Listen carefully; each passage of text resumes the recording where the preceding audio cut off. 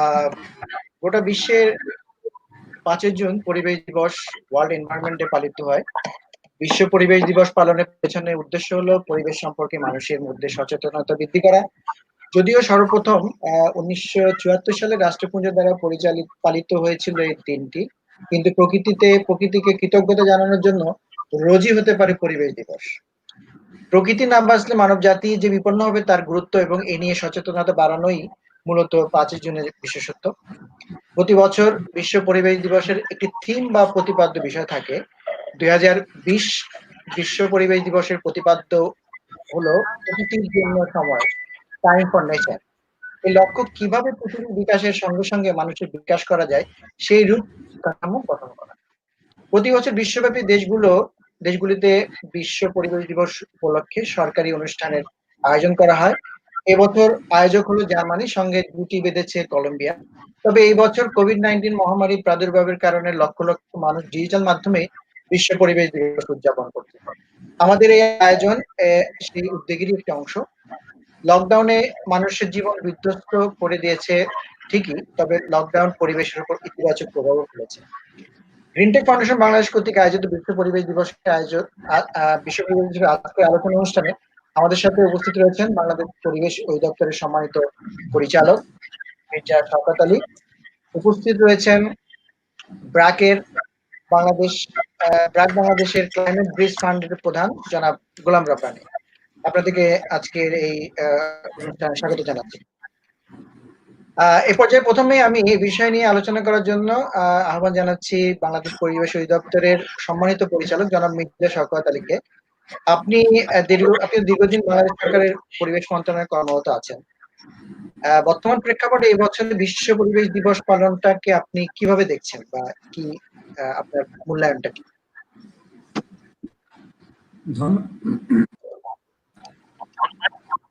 আপনারা জানেন, আপনি অলরেডি বলেছেন যে প্রতি বছর 5 জুন আমরা বিশ্ব পরিবেশ দিবস আয়োজন করে থাকি এবং বিশ্বব্যাপী এই বিশ্ব পরিবেশ দিবসটা আয়োজন করা হয়।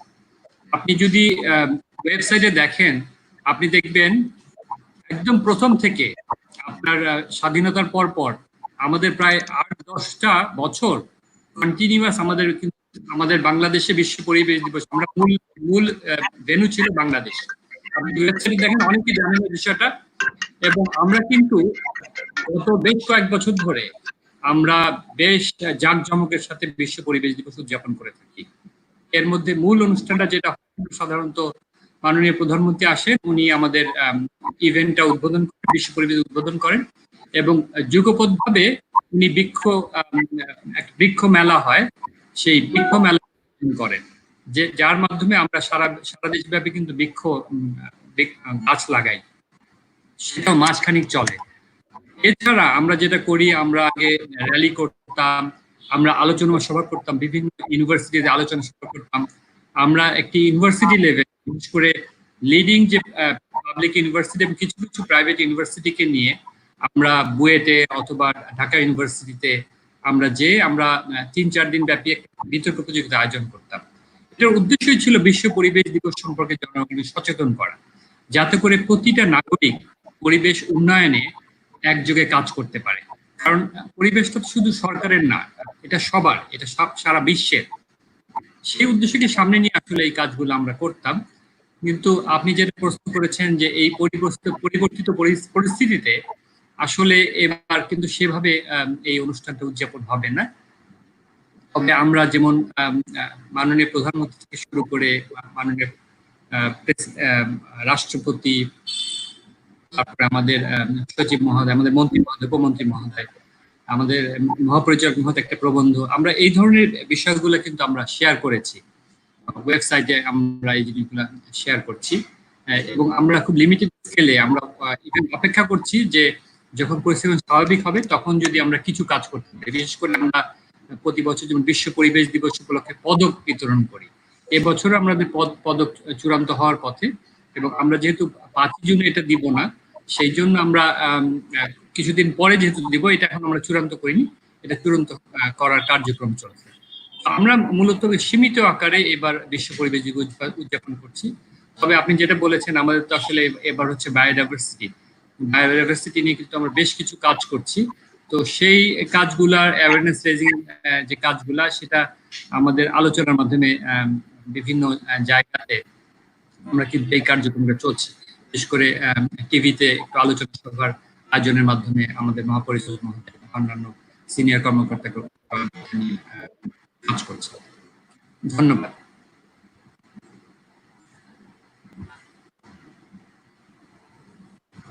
ধন্যবাদ। ধন্যবাদ। জি, তো আমরা ইনফ্যাক্ট আপনার কাছ থেকে আরেকটু জানবো যে আপনাদের যে কর্মসূচিগুলো আপনারা প্রতি বছর করে থাকেন সেগুলো তো কিছু অবশ্যই যেটা পরিবেশ পরিস্থিতির কারণে আপনারা করতে পারছেন না, বাট এমনিতে অ্যাওয়ারনেস মূলক প্রোগ্রামটা তো কন্টিনিউ করা যায় বা করার স্কোপ আছে। তো সেই ক্ষেত্রে আপনারা মানে কোন কোন ইস্যুগুলোকে আপনারা প্রাধান্য দিচ্ছেন বা অ্যাওয়ারনেসের বিষয়ে আপনারা হাইলাইট করছেন? আমাদের যেমন আলোচনা সভা একটা আজকে অনুষ্ঠিত হচ্ছে, সেটা প্রতি বছরই করি আমরা টিভিতে। আমরা সেই আলোচনা সভাতে সাধারণত আমাদের সচিব মহোদয়, আমাদের মহাপরিচালক মহোদয় ওনারা উপস্থিত থাকেন এবং আলোচনা অনুষ্ঠিত হয়। এবছর সেই কাজগুলো আমরা করছি অনলাইনে, কিন্তু আমরা আসলে ওই যেটা বলি প্রতি বছর আমরা যে অ্যাওয়ারনেস রেজিং এর জন্য আরো ব্যাপক আকারে, যেমন কোন একটা নিউজ পেপারের সাথে আমরা কিন্তু অ্যাওয়ারনেস রেজিং এর একটা কাজ করি, আমরা একটা গোল টেবিল বৈঠকের আয়োজন করি। তো সেই কাজটা আজকে হচ্ছে না, বেতারে আমাদের আলোচনা সভায়, আমাদের বিটিভিতে আলোচনা সভায় সেটা হয়তো আমরা একটু সীমিত আকারে করছি এবং আমরা এটা আরো বিস্তারিত আকার সামনে করার আমাদের ইচ্ছা আছে। আমাদের যেমন একটা বিষয় হচ্ছে যে সুভেনির, প্রতি বছর কিন্তু আমরা সুভেনির বের করি। এবছরও আমরা সুভেনির বের করার কার্যক্রম চলছে। সেখানে পরিবেশ সংরক্ষণের বিভিন্ন ইনফরমেশন এবং সরকার কি করছে সেই সম্বন্ধে বিভিন্ন ডিটেইল ইনফরমেশন দেওয়া হয়। আমরা প্রতি বছর শিশু কিশোর প্রতিযোগিতা করি, সেই বিষয়টা এবার কিন্তু সেটাও করতে পারছি না। আমরা রচনা প্রতিযোগিতা করি, আমরা স্লোগানের প্রতিযোগিতা করি। তো সেই কাজগুলো কিন্তু আমরা আসলে করতে পারছি না, তবে আমরা সীমিত আকারে আমরা আসলে এই কাজগুলা করছি। এমনি বৃক্ষরোপণটা তো একটা যেহেতু অনেকটা ঘরোয়া পরিবেশেও করা সম্ভব, যাদের আঙিনা আছে বা যাদের পক্ষে সম্ভব। এখন ছাদ বাগানের ক্ষেত্রেও অনেকে উদ্যোগী হয়ে আরবান এরিয়াতে ছাদ বাগান করছে। তো এই ইস্যুতে আপনারা কোনো অ্যাওয়ারনেসের বিষয়টাকে আপনারা নিয়ে আসছেন কিনা, যে গাছ লাগানো, পরিবেশ মানে ছাদ বাগানগুলোকে একটু পরিচর্যা, নতুন করে গাছ লাগানো, অ্যাওয়ারনেস প্রোগ্রামের ভিতরে আপনারা এই বিষয়টাকে ইনক্লুড করা হয়েছে? ধন্যবাদ আপনাকে এই বিষয়টা রেজ করার জন্য। আমাদের বঙ্গবন্ধুর মানে জন্ম শতবার্ষিকী উদযাপন উপলক্ষে আমরা এবছর আমাদের মাননীয় মন্ত্রী ইতিমধ্যেই এটা আমরা কার্যক্রম নিয়েছি। মাননীয় প্রধানমন্ত্রী বিষয়টা সম্পর্কে অবহিত আছেন যে আমাদের মন্ত্রণালয়ের মাধ্যমে সারা দেশব্যাপী আমরা 1 কোটি গাছ রোপণ করব। তো এটা তো আমি যেটা বলেছি যে মাননীয় প্রধানমন্ত্রী যেদিন অনুষ্ঠানটা উদ্বোধন করতেন প্রতি বছর, সেদিন আমরা এই কার্যক্রম শুরু করতাম, কিন্তু আজকে তো আসলে সেই জিনিসটা হচ্ছে না। কিন্তু আমরা অপরচুন মোমেন্টে হয়তো একটা নির্দিষ্ট তারিখ ঠিক করে সেদিন হয়তো এই কার্যক্রমটার সূত্রপাত হবে। তবে আমাদের যেহেতু আমি বন অধিদপ্তরের বিষয়টা আমি ঠিক ডিটেল জানি না, সো আমি সেই জন্য আপনাকে একদম এক্সাক্ট দিতে পারছি না। ধন্যবাদ। ধন্যবাদ। আমাদের সাথে উপস্থিত হয়েছেন আমাদের সম্মানিত প্রোগ্রাম স্পেশালিস্ট মোহাম্মদ আরিফ মোহাম্মদ ফয়সাল ভাই। ফয়সাল ভাই, আপনাকে স্বাগত জানাচ্ছি। Thank you. সবাই ভালো আছেন? রাব্বানি ভাই, মির্জা ভাই? জি, আলহামদুলিল্লাহ ভালো আছি ভাই। জি, যে আমরা লাইভে আছি, আমাদের সাথে অনেকে হয়তো যুক্ত হচ্ছেন না, কেউ কেউ কমেন্ট করা শুরু করেছেন। তো আমি একটু আমরা এতক্ষণ আমাদের পরিবেশ অধিদপ্তরের সম্মানিত পরিচালক মির্জা শওকত আলী ভাইয়ের কাছ থেকে শুনলাম। বিগত কয়েক বছর ধরে আমরা দেখছি, শুনছি এবং পড়ছি, বিশ্বে পরিবেশ দূষণের সমস্যা ক্রমশ তীব্র আকার ধারণ করছিল। তাদের সুবিধার জন্য সংস্থান তৈরি করেছে, তার জন্য ধ্বংস করেছে পরিবেশকে। এই প্রভাবের কারণে সৃষ্ট সমস্যাগুলির সঙ্গে মোকাবিলার জন্য একটি বিশ্বব্যাপী প্ল্যাটফর্ম তৈরি করা হয়। বিশ্ব পরিবেশ দিবস পালনের মূল কারণ হলো পরিবেশ সম্পর্কে মানুষকে সচেতন করা।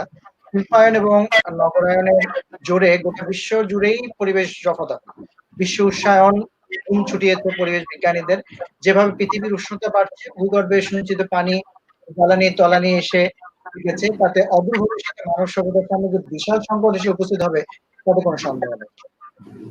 এই পর্যায়ে আমি এ বিষয়ে আলোচনা করার জন্য আহ্বান জানাচ্ছি জাতিসংঘের উন্নয়ন কর্মসূচি ইউএনডিপি বাংলাদেশের প্রোগ্রাম স্পেশালিস্ট জনাব আরিফ মোহাম্মদ ফয়সাল। আপনি আমাদেরকে এই পরিবেশ দিবস উপলক্ষে আপনাদের যে উদ্যোগ কর্মসূচি এ বিষয়ে যদি আমাকে একটু বলতেন। থ্যাংক ইউ লুৎফর ভাই। বিশ্বব্যাপী আমরা প্রায় এই বছর 145টা দেশে আমরা কাজ করছি। বিশেষ করে এবারের প্রতিপাদ্য বিষয় টাইম ফর নেচার। আমরা এবার কলম্বিয়া এটা হোস্ট করছে। জাতিসংঘ, ইউএনইপি, ইউএনডিপি এবং আদার যে জাতিসংঘের সংস্থাগুলো আছে, আমরা বিশ্বব্যাপী এটা বিভিন্ন প্রোগ্রামের মাধ্যমে এটা এই কর্মসূচি আমরা পালন করছি। যেমন পেপারে অপেড লেখা, পাবলিশ করা, মানুষকে সচেতন করা, তারপর চিত্রাঙ্কন প্রতিযোগিতা করা, ফটোগ্রাফি কন্টেস্ট করা, ইয়ুথ এঙ্গেজ করা। বিশেষ করে আমরা আগামীকাল একটা ওয়েবিনার আয়োজন করেছি, আপনি হয়তো জানেন। বাংলাদেশ ফরেস্ট ডিপার্টমেন্ট এবং পরিবেশ অধিদপ্তরের সাথে আমরা যৌথভাবে একটা প্রোগ্রামের আয়োজন করছি কালকে 11টায়। সেখানে আমরা মূলত আজকের এইবারের যে প্রতিপাদ্য বিষয় সেটা নিয়ে মূলত আমরা আলাপ করব। তো আপনি, আমার মনে হয় আগের বক্তার যে ডিসকাশন সেটা আমার তো শোনার সৌভাগ্য হয় নাই। আপনি কি কোনো স্পেসিফিক কোনো কোশ্চেন আছে আপনার? না, আমরা আসলে ইনফ্যাক্ট যেমন মির্জা শওকত ভাইয়ের কাছ থেকে আমরা জানলাম যে সরকারিভাবে এবছর যেহেতু পরিবেশ দিবস উদযাপনের বিষয়টাকে ওভাবে প্রত্যেকবারের মতো যেভাবে করার পরিকল্পনা থাকে সেভাবে করা সম্ভব হচ্ছে না। সেক্ষেত্রে তারা কি কি উদ্যোগ নিচ্ছেন এবং তাদের কর্মসূচিগুলো কি হচ্ছে সেটা আমরা জানার চেষ্টা করছি। উনি আমাদেরকে সেটা ব্রিফ করেছেন। আমরা আপনার কাছে জানতে চাইবো যে আপনারা ইউএনডিপির পক্ষ থেকেও আপনারা প্রতি বছর এই দিবসটাকে পালন করার উদ্দেশ্যে অনেক ধরনের ইভেন্ট আপনার হাতে নেন, উদ্যোগ আপনাদের থাকে। এবছর আপনারা আলটিমেটলি কোভিড-19 সিচুয়েশনের কারণে কি ধরনের উদ্যোগ দিচ্ছেন এবং সেটা কিভাবে আপনারা করছেন, এটা যদি আপনি শেয়ার করতেন। এই বছরও আমরা প্রতি বছরের মতো, তো এই বছরটা একদম সম্পূর্ণ ভিন্ন। এটা আমাদের জীবনে এরকম ঘটনা কখনো হয় নাই। এটা আপনার আমার, আজকে আমি অনেক আমার এক আত্মীয় এসছে, যে অনেক সিনিয়র লোক, আমার এক শাশুড়ি, উনি বললো যে তাদের জীবনে এই 100 বছর জীবনেও নাকি এরকম কোনো ঘটনা আসে নাই। হয়তো প্লেগ এসছিল, মহামারী এসছিল। তো এই সমস্ত জেনেটিক ডিজিজ গুলো আসলে সারা পৃথিবীতে প্রায় 60 to 70% জেনেটিক ডিজিজ গুলো আসলে হ্যাবিটেট লসের ফলেই হচ্ছে। আমরা যে wild life trade, wild life poaching, hunting করতেছি, আপনি জানেন যে ওখানে যে ওয়েট মার্কেট আছে, এই ওয়েট মার্কেট থেকেই কিন্তু যদিও সায়েন্টিফিক্যালি এখনো খুব কনক্লুসিভ সিদ্ধান্তে আসা হয় নাই, কিন্তু বিজ্ঞানীরা যারা সায়েন্টিস্ট এই বিষয়ে কাজ করে তারা কিন্তু বলতেছে যে এই সমস্ত ডিজিজ গুলো আপনার প্রায় এই 80 সাল থেকে এটা 3-4 গুণ বেড়ে গেছে। এবং এই ইনফেকশাস ডিজিজ গুলি মূলত আমরা যে হ্যাবিটেট ডেস্ট্রয় করতেছি, আমরা যে ফরেস্ট ডেস্ট্রয় করতেছি। আপনি জানেন যে পুরো ওয়াইল্ড লাইফের ইকোসিস্টেমের একটা স্ট্রাকচার আছে। আপনি জানেন যে আমি যদি একটা অ্যানিমাল স্পিসিসকে যদি সরিয়ে ফেলি, তাহলে তার যে হোস্ট, সে যদি হোস্ট না পায়, সে মানুষের উপরেই কিন্তু সে জাম্পিং করে আসে। এই যে জুননেসটা বেড়ে যাচ্ছে, জেনেটিক ডিজিজটা বেড়ে যাচ্ছে, এইটাই এই বছরের প্রতিপাদ্য মূলত বিষয়। সুতরাং বায়োডাইভার্সিটির যে কার্ভটা আপওয়ার্ড, সেটাকে আসলে ব্যান্ড করে দেওয়ার জন্যই পৃথিবীতে মোটামুটি কাজ হচ্ছে। আপনারা জানেন যে গ্লোবাল এনভায়রনমেন্ট ফ্যাসিলিটি নিয়ে আমরা অনেক বছর ধরে, প্রায় 3 দশক ধরে বাংলাদেশে কাজ করি। এই বছর, এই গত সপ্তাহে প্রায় $700 মিলিয়ন প্রজেক্ট অ্যাপ্রুভ করেছে। সেখানে আমাদের ecosystem based management of ecologically critical area একটা প্রকল্প আমাদের সম্প্রতি অ্যাপ্রুভ করেছে, গ্লোবাল এনভায়রনমেন্ট ফ্যাসিলিটি। তো আমরা ইকোসিস্টেমের ডিগ্রেডেশন কমানোর জন্য মূলত দুটো ইকোলজিক্যাল ক্রিটিক্যাল এরিয়াতে পরিবেশ অধিদপ্তরের সাথে কাজ করবে। এখানে সবুজ ভাইও আছে। একটা হচ্ছে আপনারা জানেন Halda is one of the breeding ground for carp fisheries. আরেকটা হচ্ছে মরজাদ বাউর। মরজাদ বাউরে বিশেষ করে এটা যশোর ঝিনাইদহের একটা ইকোলজিক্যাল ক্রিটিক্যাল এরিয়া, এটা রানী মাছ আছে এবং অনেকগুলি এন্ডেঞ্জার্ড স্পিসিস আছে। সেটা নিয়ে কাজ করে আপনি নিশ্চয়ই জানেন যে আমরাও বাংলাদেশ সরকারের সাথে, বাংলাদেশ সরকার যেহেতু এটা ইয়েভাবে আনুষ্ঠানিকভাবে এবছর পালন করতে এখনো সময় লাগবে, কোভিড এর কারণে এটা একটু পিছিয়ে যেতে পারে। আমরা সবসময় সরকারের সাথেই নানা অনুষ্ঠান আলোচনা করি এবং আমরা সচেতন করার জন্য, বিশেষ করে ইয়ত এবং আগামীতে যারা নেতৃত্ব দিবে তাদেরকে সচেতন করার জন্য অনেকগুলো আমরা পোস্টার, ব্যানার আমরা করেছি, বিভিন্ন অ্যাওয়ারনেস মেসেজ দিয়ে আমরা অপেড করেছি, বাংলা ইংলিশ দুটোই, যাতে মানুষ সচেতন হয়। আমরা অনেক অ্যাওয়ারনেস মেসেজ দেওয়ার চেষ্টা করেছি। তো একটা জিনিস সবচেয়ে আশ্চর্য হচ্ছে, এই বছর আসলে এই যে লকডাউনের কারণে বিভিন্ন প্রাণী চলে আসছে। আপনি জানেন যে কক্সবাজার সমুদ্র সৈকতে এখন ডলফিন দেখা যাচ্ছে, সাগর লতা একটা ডিউন ভেজিটেশন সেটা দেখা যাচ্ছে, রেড ক্র্যাব, টার্টল চলে আসছে তাদের ব্রিডিং গ্রাউন্ডে এবং সৈকতের বালিয়াড়িতে দেখা যাচ্ছে। কিন্তু এর সাথে সাথে কিন্তু বন্য প্রাণী হত্যাও মানে বেড়ে গেছে। আপনি রিসেন্টলি জানেন যে একটা হাতি দিয়ে একটা ভাইরাল হয়েছে, তারপরে নিয়ে বাগডাস নিয়ে, এগুলো নিশ্চয়ই আপনারা ডিসকাস করেছেন। আমি যেহেতু পূর্বের আলোচনা শুনি নাই, জি, over to you. Thank you. না, আপনার মানে আমরা জি আমরা দেখলাম আগামীকালকে আপনাদের যে ওয়েবিনারটা আপনারা করছেন, সেখানে তো ডেফিনেটলি আপনারা ওই বিষয়গুলোকেই উপস্থাপন করবেন, এই বছরে যে থিম, পরিবেশ দিবসের থিম এবং আনুষঙ্গিক যে আপনাদের কর্মসূচি, এই বিষয়গুলো থাকবে। তো আমরা হয়তো আপনার কাছে আবার আসবো। এবং যে আমি আমাদের সাথে উপস্থিত আছেন ব্র্যাকের ক্লাইমেট ফান্ড, ব্রিজ ফান্ডের সম্মানিত প্রধান গোলাম রব্বানী ভাই। আমি গোলাম রব্বানী সাহেবের কাছে জানতে চাইবো যে আপনাদের ব্র্যাক থেকে আপনারা আপনাদের আসলে সরকারের সাথে প্রতি বছরই আপনাদের পক্ষ থেকে বিভিন্ন উদ্যোগ থাকে পরিবেশ দিবসকে উদযাপনের ক্ষেত্রে। এবছর আপনাদের কি ধরনের কর্মসূচি আপনারা নিয়েছেন এবং সেক্ষেত্রে আপনাদের প্ল্যান কি? ধন্যবাদ দুপুর ভাই। আমি যদি পুরো আলোচনাটাকে একটা স্ট্রাকচার পর্যায়ে নিয়ে আসি, সেটা হলো জাস্ট তিনটা মেইন পয়েন্টকে আমরা আলোচনার মধ্যে নিয়ে আসি। একটা হচ্ছে যে আমরা চ্যালেঞ্জেস আমরা আলোচনা করি, আমরা গ্যাপটা আলোচনা করি এবং রেসপন্সটা আলোচনা করি। তো আমি ধন্যবাদ জানাই ফয়সাল ভাইকে এবং আমাদের শওকত ভাইকে, তারা দীর্ঘদিন যাবত এই ফিল্ডে কাজ করছেন। যেহেতু আমাদের এইবারকার হচ্ছে 2020 সালের মূল প্রতিপাদ্য বিষয় হচ্ছে আমাদের সেলিব্রেটিং বায়োডাইভার্সিটি কনজারভেশনটাকে মূল বিষয় হিসেবে আনা হয়েছে। তো সেখানে আমি শুনেছি যে আমরা আসলে এই বিশেষ দিনে আমরা কি প্রোগ্রাম করি সেটা শওকত ভাই খুব ভালোভাবে বলেছেন এবং আমাদের ফয়সাল ভাই চমৎকার ভাবে তুলে ধরেছেন আমাদের ইউএনডিপির কি প্রোগ্রাম আছে এবং কি প্রোগ্রাম করছে। তো আমি হয়তো আমার আলোচনার পরে আমি একটু বিশেষ অনুরোধ করবো আমাদের শওকত ভাইকে এবং ফয়সাল ভাইকেও, শওকত ভাইকে বিশেষ করে আমাদের যে পলিসি প্রোগ্রাম গুলো আছে, আমরা ক্লাইমেট চেঞ্জ আমব্রেলার আন্ডারেও আমরা ইন্টারভেনশন নিয়েছি, সরকার নিয়েছে এবং ইউএন এজেন্সি, ইউএনডিপি এবং অন্যান্য যেই মাল্টি ন্যাশনাল ব্যাংক গুলো আছে যেমন world bank, Asian development bank এবং এনজিও কমিউনিটি, তারা যেই কাজগুলো করেছে সেগুলো কিন্তু বায়োডাইভার্সিটিকে অ্যাড্রেস করেছে। তো আমি অনুরোধ করব শওকত ভাই হয়তো পরের স্লটে যখন আসবেন, পরের রাউন্ডে, তখন উনি পলিসি এবং প্রোগ্রাম সম্পর্কে কিছুটা আলোকপাত করবেন। তাহলে আমাদেরকে যারা দেখছেন, যারা শুনছেন, তারা হয়তো কিছুটা উপকৃত হবেন। আমি এই মুহূর্তে আসি, আমাকে যে প্রশ্নগুলো করা হয়েছে, আমি আমার প্রতিষ্ঠানের পক্ষে না, বরং আমার ব্যক্তিগত অপিনিয়নটাই আমি দিতে চাই।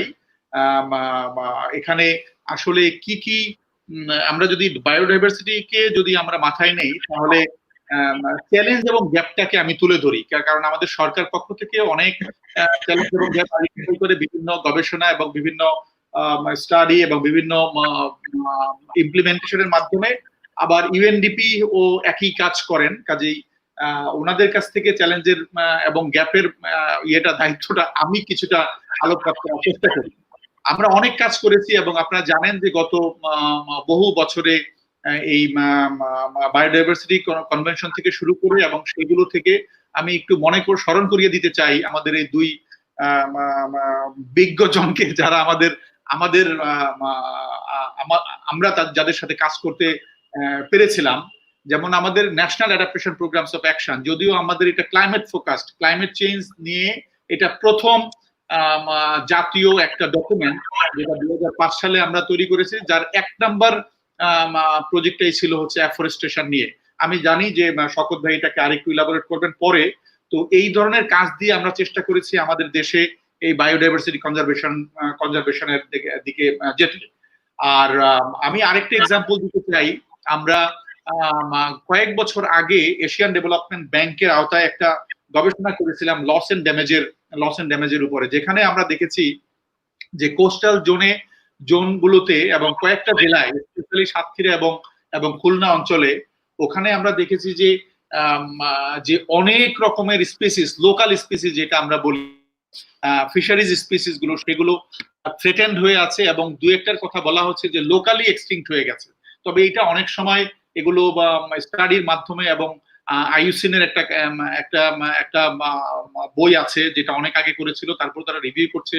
তো এই বিষয়গুলো আমরা দেখেছি আমাদের অবজারভেশনে এবং আমরা এগুলো বের করে নিয়ে এসেছি। আমি ধন্যবাদ জানাই এটা স্টাডিটার ইয়েতে, তখন ফয়সাল ভাই ছিলেন এডিবিতে, তখন আমাদের এই সৌভাগ্য হয়েছিল। এবং এবারকার একটা ইম্পর্টেন্ট ফ্যাক্টর যেটা বলা হচ্ছে, যেটা হচ্ছে সারা পৃথিবী থেকে অলমোস্ট 1 মিলিয়ন স্পিসিস এক্সটিংশন হয়ে যাচ্ছে বা হয়ে গেছে, মানে এটা হচ্ছে মূল একটা বিষয়।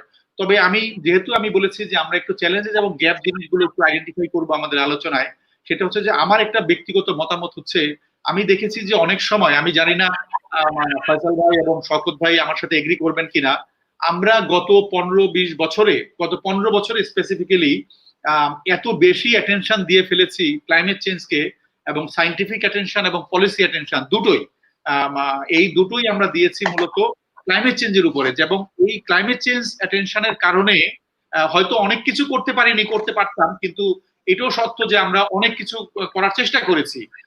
Ministry of environment, forest and climate change, department of environment প্রচুর কাজ করেছে, ইউএনডিপি প্রচুর কাজ করেছে, বাংলাদেশের এনজিও কমিউনিটি প্রচুর কাজ করার চেষ্টা করেছে ক্লাইমেট চেঞ্জ কে অ্যাড্রেস করার জন্য। এবং সেখানে দেখা গেছে যে আমাদের এই ফোকাসটা আমরা এনভায়রনমেন্টকে অনেকটা কম দিয়েছি। তো যে কারণে হয়তো অনেক সময় দেখা যায় যে আমাদের বায়োডাইভার্সিটি কনজারভেশনে স্পেসিফিক ফোকাস পাইনি, 1 নাম্বার। 2 নাম্বার হচ্ছে আমরা যখনই এটাকে ভাগ করি, ফয়সাল ভাই ভালো বলতে পারবেন, সেটা হচ্ছে যে আমরা সব বায়োডাইভার্সিটিটাকে যদি আমরা 2টা মেজর ভাগে ভাগ করি, টেরেস্ট্রিয়াল বায়োডাইভার্সিটি এবং অ্যাকোয়াটিক বায়োডাইভার্সিটি, আমাদের বাংলাদেশে অ্যাকোয়াটিক বায়োডাইভার্সিটিটা আসলে খুব কমই ফোকাসড হয়েছে। আমরা টেরেস্ট্রিয়াল বায়োডাইভার্সিটিকে খুব বেশি ফোকাস দিয়েছি, যেমন অ্যাফরেস্টেশন। হয়তো আমাদের জিওগ্রাফিক এবং কালচারাল কারণেও হতে পারে, আমি এটা অস্বীকার করি না। আমি বরং অনুরোধ করবো আমাদের ফয়সাল ভাই এবং শকত ভাইকে আরো বেশি ইলাবোরেট করতে। আমাদের অ্যাফরেস্টেশন প্রজেক্টের কথা বলছিলাম, এরপরে ফয়সাল ভাই বলছিল আরো 2টো প্রজেক্টের কথা, এবং এই প্রজেক্টগুলো আমাদের নানা কারণে হয়ে থাকে। কারণটা হচ্ছে এখনকার যে ইমার্জিং কনসেপ্টটা হচ্ছে, এটা অনেক আগে থেকে আলোচনা হয়েছে। যেমন অ্যাডাপ্টেশনের কথা তো আমরা সেই আইপিসিসির ফার্স্ট অ্যাসেসমেন্ট রিপোর্ট থেকে আলোচনা হয়েছে, কিন্তু সিদ্ধান্ত হয়েছে যে আমরা গ্লোবাল লেভেলে পলিসির ডিসিশন পেয়েছি 2001 সালে, যখন অ্যাডাপ্টেশন ফান্ড হয়, লিস্ট ডেভেলপ কান্ট্রিজ ফান্ড হয়, এবং লস এন্ড ড্যামেজ দিয়ে অনেক আগে থেকে আলোচনা শুরু হয়েছে। কিন্তু আমরা 2015 সালের আগে বা 2010 সালের আগে আমরা অত ভালো কিছু দেখিনি। তো সেক্ষেত্রে আমরা বলবো যে আমরা টেরেস্ট্রিয়াল বায়োডাইভার্সিটিকে বাংলাদেশে মোটামুটি কিছু কাজ হলেও এই যে ফিশারিজ স্পিসিস গুলো একের পর এক হারিয়ে যাচ্ছে, লোকাল স্পিসিস গুলো নাই। আমি একটা এক্সাম্পল দিয়ে বলি, আমি এই এডিবি স্টাডির কথা মনে আছে আমার, একজন বৃদ্ধ মহিলা বলছিলেন যে বাবা তোমরা এখানে কাজ করতে এসেছো, আমাদের সাথে আলোচনা করছো, আমাদের তো অনেক কিছু বলার আছে। আমি বলছি একটা উদাহরণ দেন যে আপনারা কি হারিয়ে ফেলেছেন আমাদের এখানকার সংস্কৃতি থেকে, আপনাদের এই এলাকা থেকে। বলে যে আমার নদীতে আমার যে মাছ ছিল, ছোট ছোট মাছ সারফেস লেয়ারে থাকতো, সেই মাছগুলো এখন আমরা দেখি না। আমাদের এখানে ছোট ছোট পুকুর ছিল, এবং সেই এখনো আছে পুকুর, তারপরে এই যে ছোট ছোট খানাখন্দ আছে, খাল আছে, এইসব ইয়েতে আমরা কই মাছ পেতাম, মাগুর মাছ পেতাম। পুরো এলাকায় এই ইউনিয়ন জুড়ে এখন একটা মাগুর মাছ যদি তুমি পাও তাহলে আমি তোমাকে পুরস্কার দিব। মানে এই ধরনের কথাবার্তা আমরা শুনেছি। এখন ব্যাপার হয়েছে যে এটাকে আমরা বলতে পারি না যে বাংলাদেশ থেকে এক্সটিনশন হয়ে গেছে, কিন্তু ওই যে লোকাল স্পিসিস যে জিনিসগুলো ওখানে পেত সেগুলো এখন আর নাই। যেমন যেটা মোলা মাছ বলি আমরা, সেই মোলা মাছগুলো ওই অঞ্চলে, খুলনা এবং সাতক্ষীরা ওই অঞ্চলে একেবারেই রেয়ার হয়ে গেছে। তো এখন এই যে আমাদের বায়োডাইভার্সিটি কনজারভেশনের শুধু যে গ্লোবাল লেভেলে তা না, লোকাল লেভেলেও আমাদের এই প্রবলেম গুলো আছে। তো আমি সে কারণে এই বিষয়গুলো তুলে ধরতে চাচ্ছিলাম। এবং এরপরে আমরা নাপার পরে আমরা জানি যে ক্লাইমেট চেঞ্জকে অ্যাড্রেস করার জন্য Bangladesh climate change strategy and action plan হয়েছে, এবং এই প্ল্যানটাকেও অনেক প্রতিষ্ঠান, ইউএন এজেন্সি থেকে শুরু করে সরকার এবং এনজিওরাও বাস্তবায়ন করেছে। তবে সেই ক্ষেত্রে আমরা বেশিরভাগই দেখেছি আমাদের ফোকাসটা আমাদের দেশের যেহেতু প্রয়োজন, সে কারণে আমরা দেখেছিলাম, একটা অ্যানালাইসিস করেছিলাম যে আমরা কত পার্সেন্ট আমরা অ্যালোকেশন করছি আমাদের ওই 6টা পিলারের ভিতরে। সেখানে আমরা দেখেছি যে ডিজাস্টার ম্যানেজমেন্ট এবং ইনফ্রাস্ট্রাকচারে আমাদের এক্সপেন্ডিচারটা বেশি হয়। আমরা জানি যে এটার কারণ আছে, একটা যথাযথ যুক্তিপূর্ণ কারণ আছে, but at the same time এইসব কারণকে আমরা বেশি ফোকাস করতে যেয়ে আমরা বায়োডাইভার্সিটি কনজারভেশনকে কিছুটা হলেও লেস অ্যাটেনশন দিয়েছি। আমার ধারণা আমার সাথে আমার কলিগরা, ফেলো কলিগরা এগ্রি করবেন। এবং আরেকটা বিষয় আমি একটু বলে নেই, সেটা হচ্ছে যে আমরা চেষ্টা করেছি এবং সরকার অসম্ভব রকমের চেষ্টা করেছে ইকোসিস্টেম সার্ভিসকে তুলে আনার জন্য, কিন্তু এট দি সেম টাইম আমাদের এখানেও আমি মনে করি যে আমাদের কিছু দুর্বলতা আছে। কিছু প্রোগ্রাম আমরা বিভিন্ন প্রতিষ্ঠান থেকে হয়েছে, বাট তারপরেও আমরা ছোট্ট দেশ হলেও আমরা বলি যে এটাকে আমরা সবসময় ভাগ করি এটাকে। আই এম সরি, আমি বেশি সময় নিচ্ছি বোধহয়, আমাকে ক্যারি অন প্লিজ। আচ্ছা, তো ইকোসিস্টেম সার্ভিসের বিষয়টা আমরা হাইলাইট করতে চাই। আমাদের মনে হয় এটা হারিয়ে যায়নি, আমরা করছি, কিন্তু আমাদের মনে হয় এখনই সময় এসেছে যে বেনিফিটটা আমরা বলছি যে এই কোভিড-19 এর একটা পজিটিভ সাইডও যেমন আছে, যেটা ফয়সাল ভাই একটু তুলে ধরছিলেন, এবং নেগেটিভ সাইড তো আছেই, কিন্তু পজিটিভ সাইডে যদি বলি যে নেচার তার নিজের শ্বাস প্রশ্বাস নিতে পারছে, এবং এই শ্বাস প্রশ্বাসের নিতে পারার একটা ফলাফল ফয়সাল ভাই বলছিলেন যে আমাদের এখানে চলে আসতেছে, আমাদের এই বিষয়গুলো পজিটিভলি আমরা দেখছি। তো এগুলোকে এই ইকোসিস্টেম বেস সার্ভিসেস অথবা নেচার বেস সলিউশন গুলোকে, নেচার বেস সলিউশনের দুইটা পয়েন্ট মেজর এলিমেন্ট, সেটা হচ্ছে যে এটা সাস্টেনেবল হতে হবে যে সলিউশনটাই আমরা নেই, এবং এটাকে আমার নেচারকে ব্যবহার করে করতে হবে, নেচার যেন কখনো এফেক্টেড না হয়। তো এই দুটো বিষয়কে যদি আমরা মাথায় নেই, এবং আমাদের সেই সম্ভাবনা আছে, একসময় শকত ভাই এবং ফয়সাল ভাই আমরা ওয়ার্কফোর্স হিসেবে কাজ করতাম, কিন্তু এখন তো চলে গেছে পলিসি ডিসিশন মেকিং প্রসেসে, ফয়সাল ভাই চলে গেছে পলিসি ডিসিশন মেকিং প্রসেসে, যার এজেন্সিতে। কাজে এখন আমাদেরও দায়িত্ব আছে, আমি বিশ্বাস করি যে আমরা যখনই প্রোগ্রাম বাস্তবায়ন করব এবং প্রোগ্রাম ডিজাইন করব বা অন্যরা করবে আমাদের জন্য, আমাদের একটা এলিমেন্ট খুব ইম্পর্টেন্টলি রাখা দরকার। যেমন আমরা ইআইএ রাখি, আমরা এসআইএ রাখি। এখন আমার তো মনে হয় যে আমি ভাবছিলাম যে এখন বায়োডাইভার্সিটি কনজারভেশন অ্যাপ্রোচ কি একটা এলিমেন্ট দেওয়া যায় কিনা প্রত্যেকটা ডিজাইনে, প্রত্যেকটা বাস্তবায়নে। কাজে এই বিষয়গুলো যদি আমরা কিছুটা হলেও রাখতে পারি, তাহলে হয়তো আমার ধারণা আমাদের এই বায়োডাইভার্সিটি কনজারভেশনের যথেষ্ট সার্থকতা আসবে। আমি এখন শেষ করছি, দরকার হলে আবার আসবো। ধন্যবাদ। লুৎফুর ভাই, আমি একটা খুব ইম্পর্টেন্ট জিনিস নিয়ে আলাপ করতে চাচ্ছিলাম, আপনি কি অনুমতি দিবেন নাকি? জি, অবশ্যই। একটা জিনিস, সেটা হচ্ছে আপনি এই বায়োডাইভার্সিটির অর্থনীতিটা খুবই ইম্পর্টেন্ট। আপনি জানেন যে ওই যে inter governmental science policy platform on ecosystem service যে রিপোর্টের কথা বলা হয়েছে, সেই রিপোর্টে বলছে যে পৃথিবীতে প্রায় আপনার 4 থেকে 20 ট্রিলিয়ন পার ইয়ার ইকোসিস্টেম সার্ভিস আসে, এবং তারা স্টাডি করে দেখেছে 1997 থেকে 2011 সাল পর্যন্ত এটা হয়েছে, এবং পৃথিবীতে যে গ্লোবাল বায়োডাইভার্সিটি ভ্যালু সেটা 125 থেকে 140 ট্রিলিয়ন ডলার প্রতি বছর, যেটা পুরো পৃথিবীর আপনার জিডিপির 1.5 টাইম সাইজ। এবং আমরা জানি যে বাংলাদেশে একটা বন পরিবেশ মন্ত্রণালয় একটা করেছে, স্টাডি, একটা রিপোর্ট করেছে যে country investment plan for forestry, environment and climate change. সেখানে দেখিয়েছে যে আমাদের বাংলাদেশে আসলে এই জীব বৈচিত্র্যকে অ্যাড্রেস করার জন্য, ন্যাচারাল ইস্যুস ম্যানেজমেন্ট করার জন্য $2.4 বিলিয়ন দরকার, এবং আমাদের ফান্ডিং গ্যাপ আছে 1.8 বিলিয়ন, যেটা 70%। সুতরাং এবং অনেকগুলি স্টাডি করে দেখিয়েছে আপনি যদি বায়োডাইভার্সিটিতে ইনভেস্ট করেন, দিস ইজ বেনিফিশিয়াল। সুতরাং পৃথিবীতে এই যে বায়োডাইভার্সিটির যেই আমরা যে আমাদের দেশে যে ecological critical area, protected area এবং ফরেস্ট এবং কোরাল রিফস গুলো আছে, সেগুলোর অর্থনৈতিক মূল্য টাকার অঙ্কে কিন্তু আমরা হিসাব করে দেখি না এখনো। যেমন সুন্দরবনে কতগুলো স্টাডি হয়েছে, হাকালুকি হাওরে কতগুলো স্টাডি হয়েছে, কিন্তু ওভারঅল ইকোসিস্টেমের সারা বাংলাদেশে সেটা অর্থনৈতিক মূল্য কত সেটা কিন্তু টাকার অঙ্কে কিন্তু হিসাব নাই আমাদের। এবং ন্যাশনাল এনভায়রনমেন্টাল অ্যাকাউন্টিং সিস্টেমে যদি আমরা সেটা রিফ্লেক্ট করতে পারি, তাহলে কিন্তু দেখা যাবে এটার ইকোনমিক ভ্যালু হিউজ।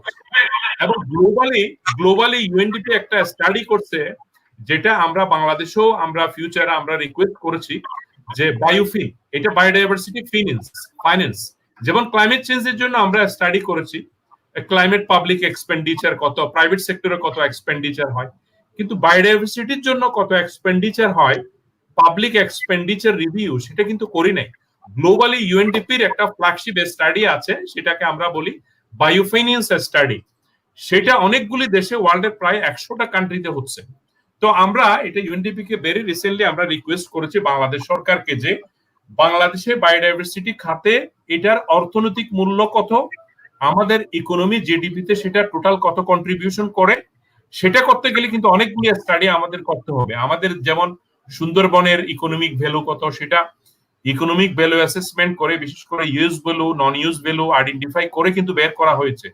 হাকালুকি হাওরে করা হয়েছে, স্যাম্পের একটা আমাদের প্রজেক্ট ছিল, হাইল হাওরে করা হয়েছে, এটা অনেক আগে। তো এইরকম আমাদের যতগুলো ইকোসিস্টেম সার্ভিস আছে সেগুলো কিন্তু আমাদের করতে হবে। না করলে কিন্তু ন্যাশনাল এনভায়রনমেন্টাল অ্যাকাউন্টিং এ বিশেষ করে যে আমাদের পলিসি মেকার আছে তাদেরকে কিন্তু সেন্সিটাইজ করা যাবে না। আমরা এখন নেচার বেস সলিউশনের কথা বলছি, কিছুক্ষণ আগে রাব্বানি ভাই বলেছে যে nature base solution is one of the important option. আপনি যদি ক্লাইমেট চেঞ্জের অপশনও চিন্তা করেন, ইকোসিস্টেম বেসড অ্যাডাপ্টেশনের কথা চিন্তা করেন, এইটা নিয়ে কিন্তু এখন অনেক বেশি ভাবতে হবে আমাদের। আরেকটা জিনিস আমি একটু বলতে চাই, সেটা হচ্ছে আমাদের 2019 সালের নভেম্বরে আমাদের পার্লামেন্ট একটা কিছু ডিক্লেয়ার করে প্ল্যানেটারি এমার্জেন্সি। সেখানে আপনার ক্লাইমেট চেঞ্জ, পলিউশন এবং বায়োডাইভার্সিটির কথা বলা আছে। শুধু একটা ডিক্লারেশন দিয়েই কিন্তু কাজ হবে না, পার্লামেন্টারি লেভেলে ডিক্লারেশন আছে, এটা কিন্তু টপ লেভেলের একটা পলিসি ফোরাম। তো সুতরাং এটাকে কিভাবে আমরা একটা কম্প্রিহেন্সিভ স্ট্র্যাটেজিক অ্যাকশন প্ল্যানে নিতে পারি সেটা ব্যবস্থা করতে হবে। এটাকে কিভাবে আমরা ক্র্যাশ প্রোগ্রাম নিয়ে, কম্প্রিহেন্সিভ প্রোগ্রাম নিয়ে বাস্তবায়ন করতে পারি সেটার একটা ক্লিয়ার রূপরেখা থাকা দরকার। আমরা রাব্বানি ভাই যথার্থই বলেছে যে আমরা ক্লাইমেট চেঞ্জের জন্য যতটুকু সময় দিয়েছি, বায়োডাইভার্সিটির জন্য কিন্তু সেরকম সময় দিই নাই। আমি আজকে একটা স্টাডি করতেছিলাম যে মিডিয়া যে কভারেজ, এটা না বায়োডাইভার্সিটি কভারেজের চেয়ে ক্লাইমেট চেঞ্জের কভারেজ নাকি 6 গুণ বেশি। তো আমরা ক্লাইমেট চেঞ্জের জন্য একটা গ্রিন ক্লাইমেট ফান্ড করেছি, বাংলাদেশে একটা ক্লাইমেট চেঞ্জ ট্রাস্ট ফান্ড করেছে, আপনি জানেন যে Bangladesh climate change resilience fund ছিল, কিন্তু আমরা কিন্তু বায়োডাইভার্সিটির জন্য কিন্তু এরকম কোনো ফান্ড করে নেই। আমরা বায়োডাইভার্সিটি কনজারভেশন একটা গ্লোবাল একটা ফান্ড করতে পারি। ন্যাশনালিও কিন্তু এটাকে গুরুত্ব দেওয়ার জন্য বায়োডাইভার্সিটি কনজারভেশন ট্রাস্ট ফান্ড নামে একটা ফান্ড হতে পারে, তাই না? আরেকটা জিনিস হচ্ছে আমাদের অনেকগুলি প্ল্যান আছে, কিন্তু যেমন আমরা বায়োডাইভার্সিটি স্ট্র্যাটেজি অ্যাকশন প্ল্যান করেছি, ন্যাশনাল কনজারভেশন স্ট্র্যাটেজি করেছি 2000 সালে, অ্যাক্টও করেছে পরিবেশ উপদেষ্টা 2017 সালে। কিন্তু এই সমস্ত পলিসি ডকুমেন্টগুলো শুধু কাগজে কলমে রাখলে কিন্তু হবে না, এটার জন্য অর্থ বরাদ্দ করতে হবে, এটার জন্য লোক বল দরকার, একটা বাস্তবায়নে একটা মনিটরিং মেকানিজম দরকার, সেটা একটা খুব ইম্পর্টেন্ট জিনিস। আর এটার জন্য সবচেয়ে বেশি দরকার যে এরকম একটা লোক, এরকম পলিসি মেকার অথবা এরকম স্ট্রং পলিটিক্যাল কমিটমেন্ট যার বায়োডাইভার্সিটি নিয়ে একটা প্যাশন আছে। সুতরাং যাতে সে যখন তার পাওয়ারে বসবে, সে পলিসি ফ্রেমওয়ার্ক, সে পাবলিক এক্সপেন্ডিচার, সব জায়গায় যেন এগুলো রিফ্লেক্ট করতে পারে। আরেকটা সবচেয়ে ইম্পর্টেন্ট জিনিস হচ্ছে, আমি তো ধানমন্ডিতেই থাকি, এখানে কিন্তু আমি খুব আমার বাসায় আজকে তিনটা প্রজাপতি দেখছি আমি। তো এগুলো কিন্তু চলে আসছে। দ্যাট মিনস আমাদের আরবান বায়োডাইভার্সিটি নিয়ে চিন্তা করতে হবে অনেক বেশি। বিশেষ করে মেয়র যারা কাজ করে, মেয়র কিন্তু ফরেস্ট ডিপার্টমেন্ট, পরিবেশ অধিদপ্তর যখন সে লোকেশন হয়, তাহলে আমি আরবান বায়োডাইভার্সিটিকে কিভাবে টিকে রাখতে পারি। যেমন আপনি যদি জার্মানিতে যান, ইউকে তে যান, তারা কিন্তু আরবান, ইভেন আমেরিকাতে আরবোরিকালচার একটা ডিপার্টমেন্ট আছে, তাদের কাজই হচ্ছে আরবান বায়োডাইভার্সিটি নিয়ে কথা বলা। তো আমি মোটামুটি অনেক কথাই বললাম, আমি আপনাদের কথা শুনতে চাই। ধন্যবাদ।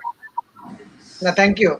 এখানে আমি একটু আপনার কাছে জানতে চাইবো, যেহেতু আপনারা বাংলাদেশ সরকারের সাথে ডেভেলপমেন্ট পার্টনার হিসেবে কাজ করছেন, তো এই যে বায়োডাইভার্সিটি ইকোনমিক ভ্যালু ক্যালকুলেশনের ব্যাপারে আপনাদের কোনো প্রজেক্ট হয়েছে কিনা, বা আপনারা গভর্নমেন্টকে কিভাবে মানে উদ্বুদ্ধ করছেন এই ভ্যালুয়েশনটাকে বের করার ক্ষেত্রে, এটা যদি আপনি একটু আমাদের সাথে শেয়ার করতে পারেন। ধন্যবাদ। এটা আসলে আমরা গ্লোবালি ইউএনডিপির একটা ফ্ল্যাগশিপ প্রজেক্ট আছে, সেটা হচ্ছে বায়ো ফাইন্যান্স প্রজেক্ট। আপনি যদি biofin.org এই ওয়েবসাইটে যান, আপনি পাবেন। অনেকগুলো দেশে, আমাদের পার্শ্ববর্তী দেশ শ্রীলঙ্কা, নেপালেও এটা কাজ চলতেছে। তো আমরা শীঘ্রই বাংলাদেশ সরকারের সাথে কথা বলবো এটা নিয়ে, যে বাংলাদেশে বায়োডাইভার্সিটি ফাইন্যান্স, যেমন আমরা প্ল্যানিং কমিশনের সাথে একটা কাজ করেছিলাম 2015 সালে, যে আমরা পাবলিক এক্সপেন্ডিচার, প্রাইভেট সেক্টরে ক্লাইমেট চেঞ্জে কত টাকা আমরা খরচ করি। সুতরাং বায়োডাইভার্সিটিতেও, বিশেষ করে বায়োডাইভার্সিটির ইউজ ভ্যালু এবং নন ইউজ ভ্যালু ক্যালকুলেট করে, এটা ন্যাশনাল এনভায়রনমেন্টাল অ্যাকাউন্টিং করে আমাদের জাতীয় অর্থনীতিতে বায়োডাইভার্সিটির অবদান কত সেটা বের করা। আপনি যদি ধরেন, আমাদের কিন্তু জীবনের প্রত্যেকটা ক্ষেত্রে, আমাদের খাদ্য থেকে শুরু করে, মানে ক্রেডল টু গ্রেভ, আমাদের খাবার, আমাদের ফলমূল, আমাদের ওষুধের রসদ, আমাদের জীবনকে সাজাতে প্রত্যেকটা জিনিস কিন্তু আসে কিন্তু এই বায়োডাইভার্সিটি থেকে। আমাদের যে শিল্পী, যে গান গায়, যে কবি, তার যে ইন্সপিরেশন, তাও কিন্তু আসে বায়োডাইভার্সিটি। সুতরাং এইটা আমরা বায়োডাইভার্সিটি ফাইন্যান্সের কাজ ইনশাআল্লাহ শুরু করবো খুব শীঘ্রই বাংলাদেশ সরকারের সাথে। এবং আমরা চাই যে সরকারের সাথে, বিশেষ করে প্ল্যানিং কমিশন এবং জেনারেল ইকোনমিক ডিভিশনের সাথে বসে, যাতে এই ভ্যালুটা বের করে এনভায়রনমেন্টাল অ্যাকাউন্টিং সিস্টেমে, ন্যাশনাল এনভায়রনমেন্টাল অ্যাকাউন্টিং সিস্টেমে এটাকে ইন্ট্রোডিউস করা যায়। ধন্যবাদ। Thank you very much. আপনার কাছে আমরা আবার আসবো। এই পর্যায়ে আমি একটু আবার মির্জা শওকত ভাইয়ের কাছে জানতে চাইবো, আমাদের গোলাম রাব্বানী ভাই কিছু মানে তার আলোচনাতে তৈরি করেছিলেন, তো এই বিষয়ে যদি আপনার পক্ষ থেকে আমাদের কিছু শেয়ার করতেন। শুনতে পেরেছিলেন? হ্যাঁ, জি, আমি শুনতে পেরেছি। ধন্যবাদ। আমি জাস্ট, আমরা আসলে আমাদের সরকার বায়োডাইভার্সিটি বেশ কিছু কাজ করছে, কিন্তু আমি আসলে ওই সেন্সে অ্যাপ্রোপ্রিয়েট পারসন না। আমার যে কলিগ সোলাইমান হায়দার যে বায়োডাইভার্সিটি ডিল করে, সে আনফরচুনেটলি কোভিড-19 আক্রান্ত।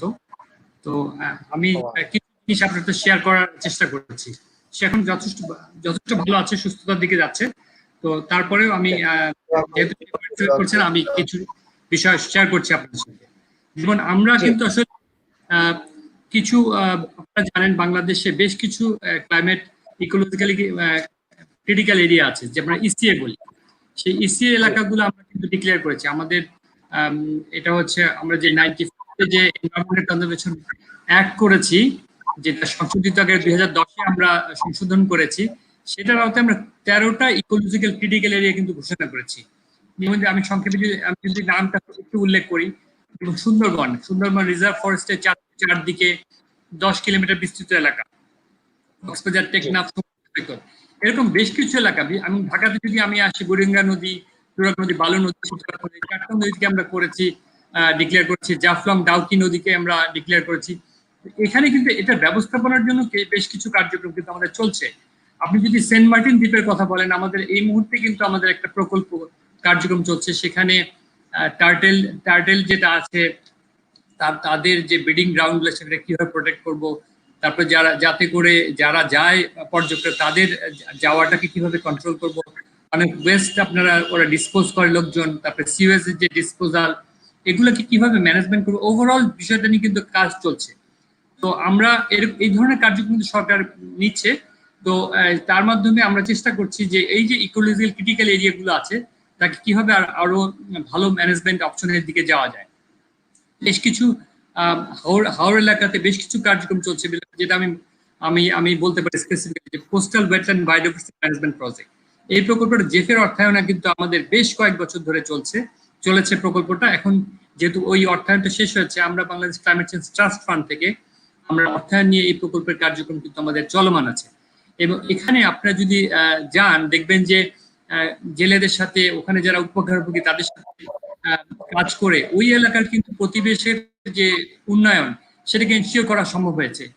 তারপরে যেমন আগে যেমন ফিশের প্রোডাক্টিভিটি যে পর্যায়ে চলে গিয়েছিল, সেখানে কিন্তু জেলেদের জন্য জীবন জমি খুব ডিফিকাল্ট ছিল, সেখানে কিন্তু প্রোডাক্টিভিটি অনেক বৃদ্ধি পেয়েছে।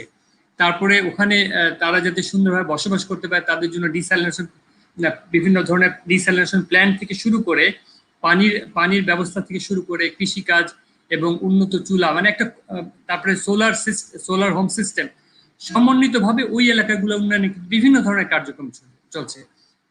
সুন্দরবনে বিভিন্ন ধরনের কার্যক্রম কিন্তু আমাদের আছে। এখানে কিন্তু ফরেস্ট ডিপার্টমেন্টের বেশ কিছু রোল আছে। আমি আপনাকে ফরেস্ট ডিপার্টমেন্টের দু একটা বিষয় নিয়ে বলি, যেহেতু তারা বাংলাদেশের বনায়ন নিয়ে কাজ করে, যেটার আসলে কিন্তু একটা বড় প্রভাব আছে আমাদের বায়োডাইভার্সিটি কনজারভেশনে। রেড প্লাস আপনারা জানেন, reduce emission for deforestation and forest degradation, এই রেড প্লাসের একটা স্ট্র্যাটেজি কিন্তু আমাদের ফরেস্ট ডিপার্টমেন্ট করেছে, Bangladesh national REDD plus strategy তারা করেছে। এবং সেখানে তাদের উদ্দেশ্য সেটা হচ্ছে যে আমাদের এই যে ফরেস্টের যে কাভার সেটা 22% থেকে 25% 2030 সালের মধ্যে করা। এই ধরনের কার্যক্রম সরকার প্রতিনিয়ত করছে। এবং আমি এর আগে যেটা বলেছি যে আমাদের father of the nation Bangabandhu Sheikh Mujibur রহমানের ওনার জন্ম শতবর্ষী উপলক্ষে 1 কোটি গাছ লাগানো হবে 2020 সালের মধ্যে। তাছাড়া যে প্রতিনিয়ত যে সমস্ত ডিগ্রেডেড ল্যান্ডে কিন্তু এফরেস্টেশনের কার্যক্রম চলে, তারপরে যেমন এফরেস্টেশনের কাজ চলে, তারপরে এফরেস্টেশনের কাজ চলে যে সমস্ত নতুন নতুন যে চরগুলো আসছে সেখানে নতুন বনায়ন বা এফরেস্টেশনের কাজগুলো আসলে সেখানে নেওয়া হচ্ছে। এবং এখানে কিন্তু চর স্টেবিলাইজেশন থেকে শুরু করে বিভিন্ন কার্যক্রম এটা প্রতিনিয়ত।